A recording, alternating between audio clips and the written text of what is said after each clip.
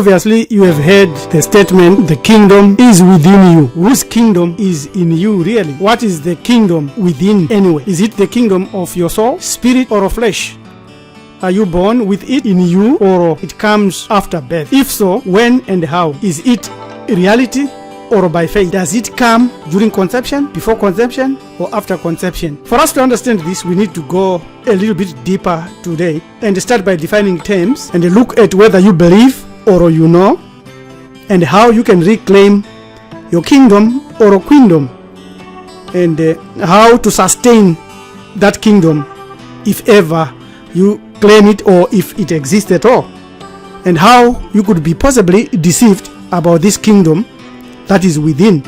And then we go to the eternal worth of the kingdom within, and our conclusion: a newly born baby is utterly vulnerable, almost useless. They know nothing, and if they are not protected, they would die within an hour after birth. Are they born with the kingdom inside them? The aged, the old, all those that we look at today as old people who are also vulnerable and have the behavior of small kids today, do they have the kingdom now? Where is their kingdom? What about those that never believe in this adage, the kingdom of heaven is within you? The atheists, the agnostics, and those that are lackadaisical about these philosophical issues. Is the kingdoms of heaven still within them, or they don't have it? What about someone who goes crazy, mentally crazy, is involved in an accident, or is unfortunate to be born in situations where he struggles from poverty, illness, loss of memory, and other diseases?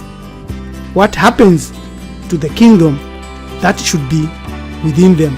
Or there is nothing. When we define these terms, especially in our language, we understand ijobare, ufalme, ushe, ukuba inkosi.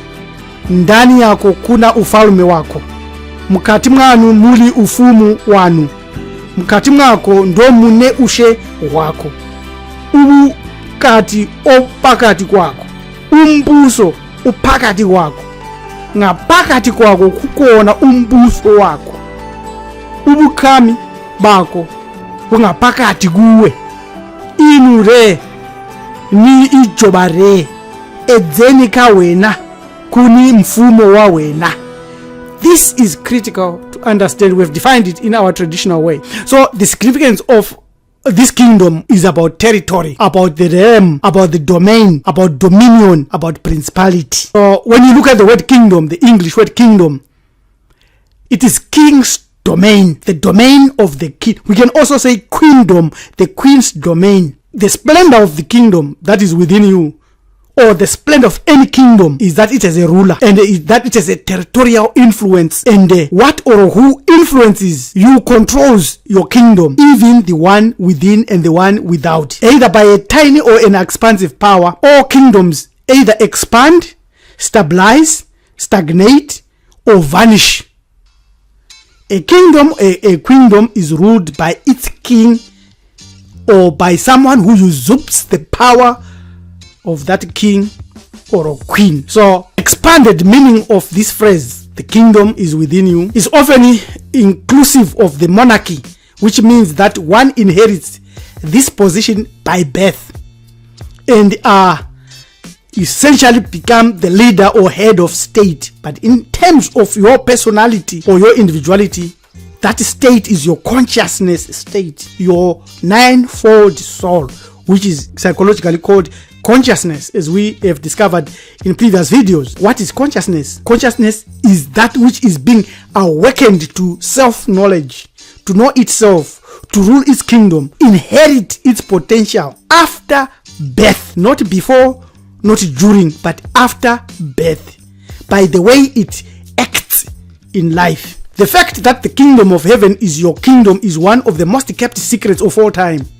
Yet the kingdom inside you is actually a spiritual realm, but you need to see the spiritual realm. You need to experience the spiritual realm. We shall indicate how you can experience and see this realm in our conclusion, issues and matters, and experience or experiment with them to prove these facts to yourself. So you need to reclaim your kingdom or your queendom by seeing in the spirit. And simple example is that you can close your eyes and in intense imagination acknowledge all your ancestors' divinities, both good and evil, and make a conscious selection of choosing the good, because everything is a reward, because everything is also inside you, because you have also the divine authority and your free will to choose what you want your life to manifest. How? Let's go a little bit deeper. How do you sustain thy kingdom? From the website Time and Cosmic, a blueprint of our identity in Mesoceramics,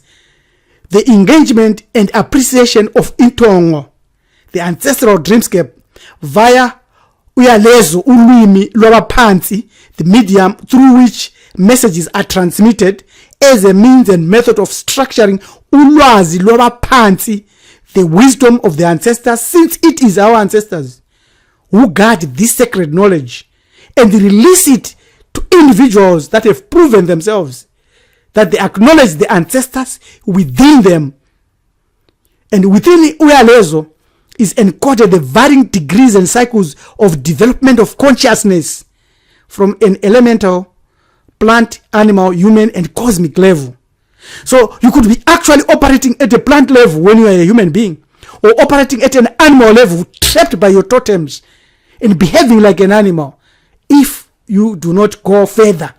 This cosmology maps the flow and movement of time and cosmic energy, as well as its effects on isimo senhlalo. Isimo from imo, more in its closer, relates to the states or modes of being, and the senhlalo refers to personal, familial, and communal state or level of state or level of community. So when you look at this intongo, comprises of a series of sculptural tools or chairs or benches exhibited in the custom of many Bantu communities in their ceremonial gatherings, when they are gathered in a secular arrangement over a fire, over a indaba, or even when they are healing, in which they ask the ancestors to protect themselves and to guide them and to teach them and to raise them up to understand the creative intelligence and the life force within. So this is how you can sustain your kingdom. But you can be deceived. A lot have been deceived by Christianity, Judaism, and Islam, and many other religions, because they are then taught that the statement, the kingdom within, as utilized by Christians, refers to receiving Jesus and the Holy Spirit, because they then go and say the term within, or the word within, is written in the New Testament. When the Pharisees asked Jesus about the kingdom of God, whether it was going to appear according to Moody Handbook, the phrase within you in the King James Version, a New King James Version, is translated as in your midst, even the New International Version.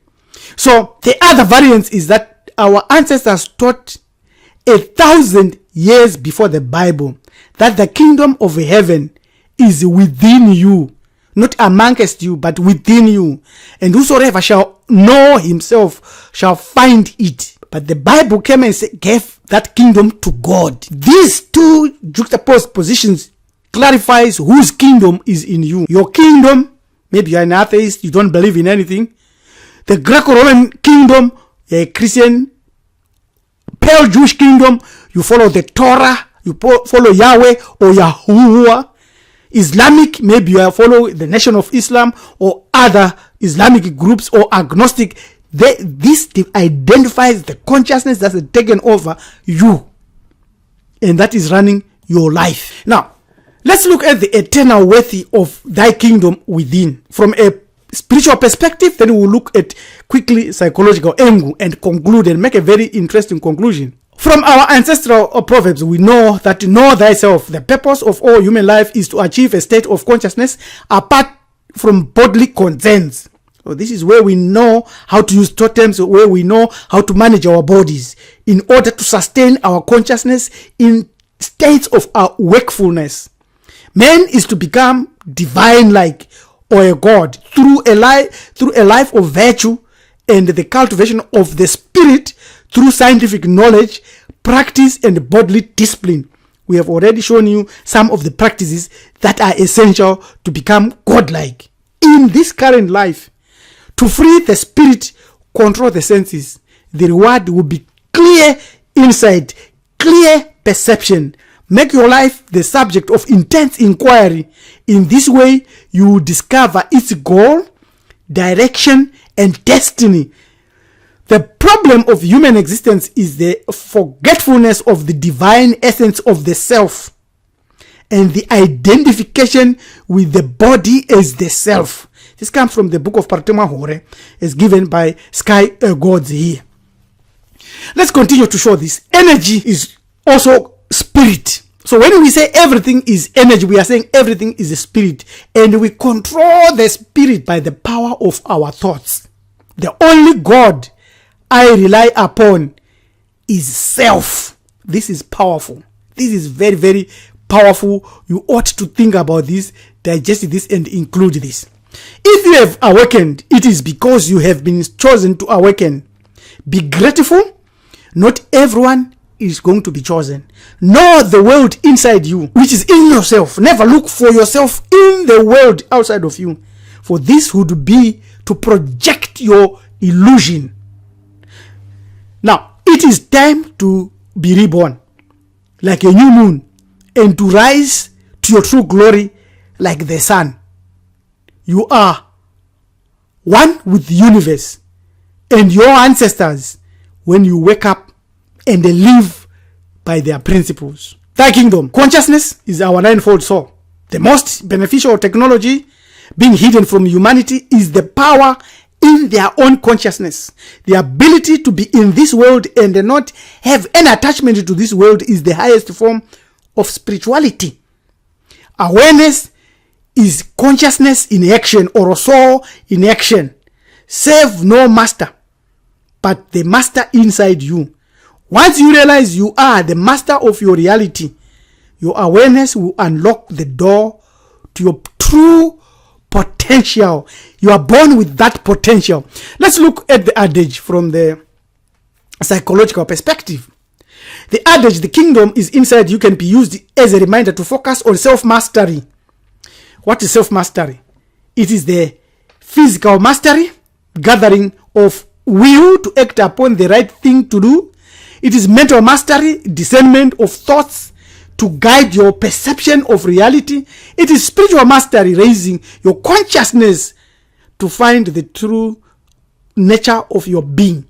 Emotional mastery, awareness of emotions and using them as a guide to finding stability. Self-control, you need to stop to think and to act. You also need to set and achieve your life goals, whether split in temporary goals or long-term goals or short-term goals. You need to use the adage as a reminder to set clear and specific goals and to take consistent action towards their attainment. You need to also have the self-esteem boosted up so that you rise up from low esteem to better belief of yourself, physical appearance, and achieve a lot. So unfortunately, most of these are psychological inputs that we have repeated and that are repeated all over and expanded, especially in success psychology, were predated by the 10 virtues that our ancestors formulated in their mystery schools. I would read maybe 2 here. Discipline of thoughts, discipline of action, perfect devotion to a purpose. That's set your goal. It's all here. It's very, very clear. In summary, the statement, the kingdom is inside you, can be interpreted from a spiritual perspective as the innermost part of the self, the ninefold soul, or commonly referred to as human spirit, the source of one's true identity and purpose. It highlights the importance of self-mastery and self-control in achieving personal goals and living a fulfilling life, as well as connecting with one's deeper self, discovering one's true purpose, that's your soul, and aligning with one's true nature, transcending the ego, and connecting with the higher power or source, dancing near the Hazim Mukaha. When you dance here and you arrive to dance around this, you have achieved a lot. You will be greater than the gods. You'll be greater than the ancestors. And it's a battle and it's a struggle, but it doesn't mean it's not achievable. All of which can be achieved through spiritual practices such as ancestor and divinity veneration, libation, fasting, and self-reflection.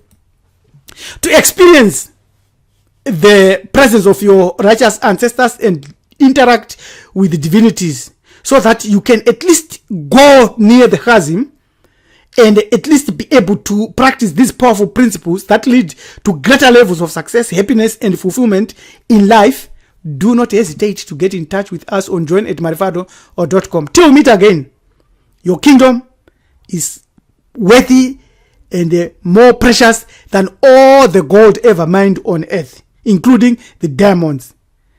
Your manager Topi, Priest Rabbi LM Tumizu Lukunikeni Mjakanja Mskabanu, saying, your kingdom needs to be awakened. Amen.